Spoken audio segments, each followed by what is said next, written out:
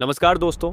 जैसा कि आप सभी जानते हैं कि चैंपियंस ट्रॉफी में भारतीय टीम न्यूजीलैंड को बुरी तरह से हराकर चैंपियन बन गई है।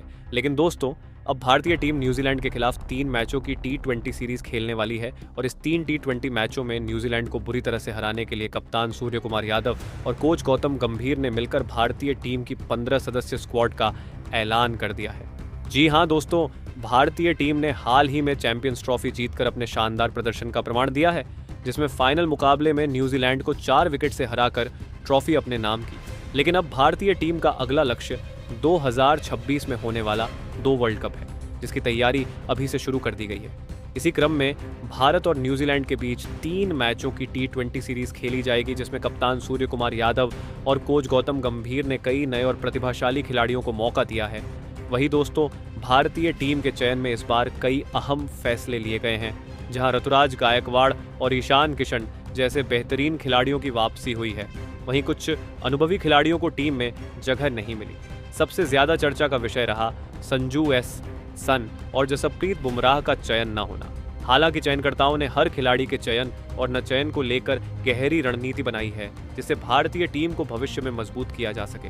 इस सीरीज में भारत को एक नया उपकप्तान भी मिला है, जिससे यह साफ हो जाता है कि टीम प्रबंधन अगले वर्ल्ड कप को ध्यान में रखते हुए युवा और प्रतिभाशाली खिलाड़ियों को ज्यादा मौके दे रहा है। चैंपियंस ट्रॉफी के फाइनल में हार झेलने के बाद न्यूजीलैंड की टीम इस बार भारत के खिलाफ बदला लेने के इरादे से उतरेगी। ऐसे में यह 3 मैचों की सीरीज बेहद रोमांचक होने वाली है। कप्तान सूर्य कुमार यादव और कोच गौतम गंभीर ने इस चुनौती को ध्यान में रखते हुए एक संतुलित टीम का चयन किया है, जिसमें युवा जोश और अनुभवी खिलाड़ियों का बेहतरीन मेल देखने को मिलेगी। ये सीरीज भारतीय टीम के लिए इसलिए भी अहम है क्योंकि ये एशिया कप और 2026 के T20 वर्ल्ड कप की तैयारियों का पहला कदम होगी। ऐसे में हर खिलाड़ी के लिए यह एक बड़ा अवसर होगा, जिससे वह अपनी प्रतिभा साबित कर सके और आगामी बड़े टूर्नामेंट्स के लिए अपनी जगह पक्की कर सके। वही दोस्तों, ये T20 सीरीज कब से शुरू होगी, किन किन तारीखों में मुकाबले खेले जाएंगे और आप इसे कब और कहां देख सकते हैं, इस संबंध में पूरी जानकारी जल्द ही सामने आएगी। ये सीरीज भारत क्रिकेट प्रेमियों के लिए बेहद खास होगी, क्योंकि इसमें हमें एक नई भारतीय टीम देखने को मिलेगी, जो नए जोश और ऊर्जा के साथ मैदान में उतरेगी। अगर आप भी चाहते हैं कि भारतीय टीम इसी तरह शानदार प्रदर्शन करती रहे और T10 सीरीज में न्यूजीलैंड को हराकर एक और बड़ी जीत दर्ज करें, तो इस सीरीज को जरूर फॉलो करें और भारतीय टीम को अपना पूरा समर्थन दें। तो दोस्तों, आपको बता दें कि इस 3 T20 मैचों का पहला मुकाबला भारत के ऐतिहासिक ईडन गार्डन्स स्टेडियम कोलकाता में खेला जाएगा। वही दूसरा मैच चिन्नास्वामी स्टेडियम बंगलुरु में खेला जाएगा, जबकि दोस्तों इसके बाद तीसरा और आखिरी match Rajiv Gandhi international stadium Hyderabad में खेला जाएगा। वही दोस्तों, इस T20 सीरीज में 3 मुकाबले खेले जाएंगे और सभी मैच भारतीय समय अनुसार शाम 7 बजे से शुरू होंगे। हर मैच का टॉस शाम 6:30 पर होगा, जिससे पहले दोनों टीमें अपनी रणनीतियों को अंतिम रूप देंगी। वही दोस्तों, अगर आप इस रोमांचक सीरीज का लुत्फ उठाना चाहते हैं तो इसे जे हटर पर अपने मोबाइल, लैपटॉप या स्मार्ट टीवी पर लाइव देख सकते हैं। वहीं अगर आप इस मुकाबले को टीवी पर देखना चाहते हैं तो इसे स्टार स्पोर्ट्स 1 और स्टार स्पोर्ट्स HD पर लाइव टेलीकास्ट किया जाएगा। चैंपियंस ट्रॉफी 2025 की तरह ही ये पूरी T20 सीरीज भी स्टार स्पोर्ट्स नेटवर्क और जियो सिनेमा पर प्रसारित की जाएगी, जिससे दर्शकों को हाई क्वालिटी स्ट्रीमिंग और कमेंट्री का बेहतरीन अनुभव मिलेगा। अब चलिए बात करते हैं भारतीय टीम के इस नए स्क्वाड के बारे में। तो दोस्तों, सबसे पहले स्क्वाड में पहले नंबर पर भारतीय टीम के कप्तान सूर्य कुमार यादव को शामिल किया गया है। जी हाँ दोस्तों, भारतीय क्रिकेट टीम का मौजूदा दौर नई और आक्रामक क्रिकेट का है और इस बदलाव के केंद्र में है सूर्य कुमार यादव। भारतीय क्रिकेट में T20 फॉर्मेट को लेकर लगातार बदलाव देखे जा रहे हैं और इसी के तहत आगामी एशिया कप और 2026 T20 वर्ल्ड कप तक भारतीय T20 टीम की कप्तानी सूर्य कुमार यादव के ही हाथों में रहेगी। आने वाली भारत बनाम न्यूजीलैंड T20 सीरीज में भी वह बतौर कप्तान भारतीय टीम की अगुवाई करेंगे। ये सीरीज सिर्फ भारतीय टीम के लिए एक महत्वपूर्ण मुकाबला होगी, बल्कि सूर्य कुमार यादव के नेतृत्व में टीम की रणनीति और तैयारी को भी परखेगी। सूर्य कुमार यादव, जिन्हें क्रिकेट जगत में स्काई के नाम से भी जाना जाता है, आधुनिक T20 क्रिकेट के सबसे खतरनाक बल्लेबाजों में से एक है। उनकी बल्लेबाजी की सबसे बड़ी खासियत यह है कि वह पूरे मैदान में शॉट खेल सकते हैं, यानी वह एक 360 डिग्री प्लेयर है। उनकी बैटिंग में इतनी विविधता है कि वह किसी भी परिस्थिति में रन बना सकते हैं और विपक्षी टीम के लिए खतरा बन जाते हैं। अगर हम उनके शॉट्स की बात करें तो उनके पास cover drive, scoop shot, reverse sweep, flick pull shot और स्ट्रेट ड्राइव जैसे बेहतरीन स्ट्रोक्स की भरमार है। खासकर उनकी स्कूप और अपरकट शॉट्स उन्हें बाकी बल्लेबाजों से अलग बनाते हैं।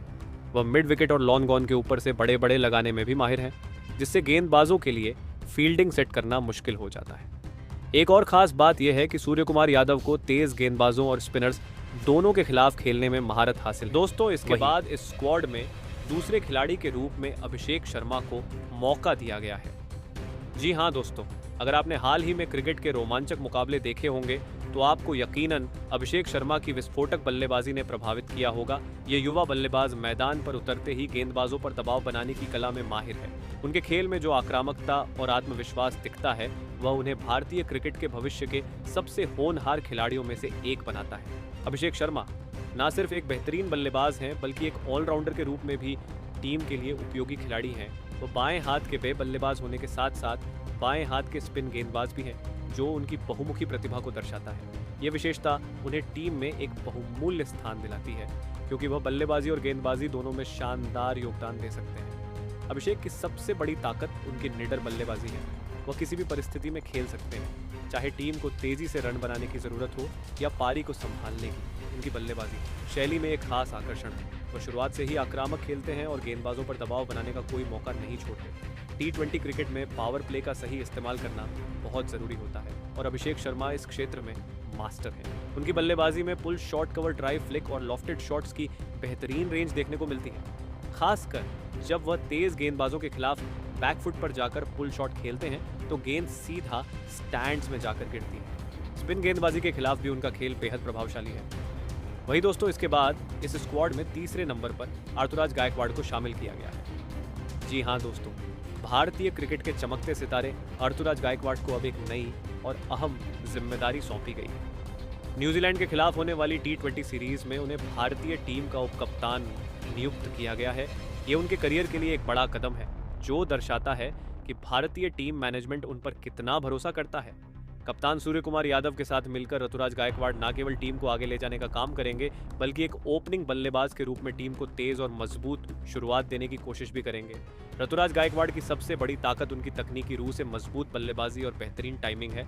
वह उन बल्लेबाजों में से हैं जो शॉट खेलने के लिए ताकत से ज्यादा अपनी क्लासिक टाइमिंग पर भरोसा करते हैं। यही कारण है कि उनके शॉट्स अक्सर आंखों को सुकून देने वाले लगते हैं, चाहे तेज गेंदबाज हो या फिर स्पिनर। ऋतुराज दोनों के खिलाफ सहजता से खेलते हैं और अपनी बल्लेबाजी से विपक्षी टीम पर दबाव बना सकते हैं। खास तौर पर जब पावर प्ले की बात आती है तो वह गेंदबाज पर हमला करने में जरा भी हिचकिचाहट की बरसात करने की काबिलियत रखते हैं और उनकी स्ट्राइक रेट शुरुआत से ही प्रभावी रहती है। वही दोस्तों, इसके बाद इस स्क्वाड में चौथे नंबर पर ईशान किशन को मौका दिया गया है।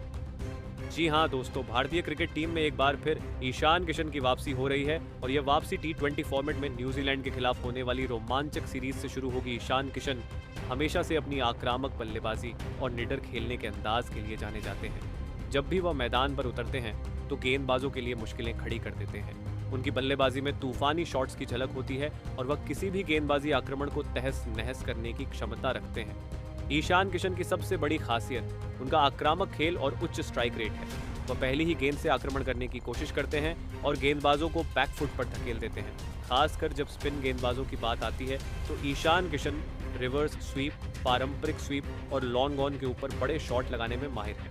उनकी बल्लेबाजी किसी भी गेंदबाजी आक्रमण को तबाही की ओर ले जा सकती है। ईशान किशन को फील्डिंग सेटअप को ध्वस्त करने और विपक्षी गेंदबाजों को कंफ्यूज करने में महारत हासिल है। चाहे वह पर प्ले में बल्लेबाजी कर रहे हो या फिर मध्य क्रम में, उनका मुख्य उद्देश्य होता है रनों की गति को बनाए रखना और टीम को तेज शुरुआत देना। उन्होंने कई मौकों पर यह साबित किया है कि वह न केवल एक आक्रामक बल्लेबाज हैं बल्कि मैच को फिनिश करने की भी क्षमता रखते हैं। वही दोस्तों, इसके बाद इस स्क्वाड में 5वें नंबर पर यशस्वी जायसवाल को शामिल किया गया है। जी हाँ दोस्तों, यशस्वी जायसवाल की वापसी भारतीय क्रिकेट फैंस के लिए एक बड़ी खुशखबरी है। हालांकि वह चैंपियंस ट्रॉफी का हिस्सा नहीं थे, लेकिन अब न्यूजीलैंड के खिलाफ T20 सीरीज में उन्हें शामिल कर लिया गया है।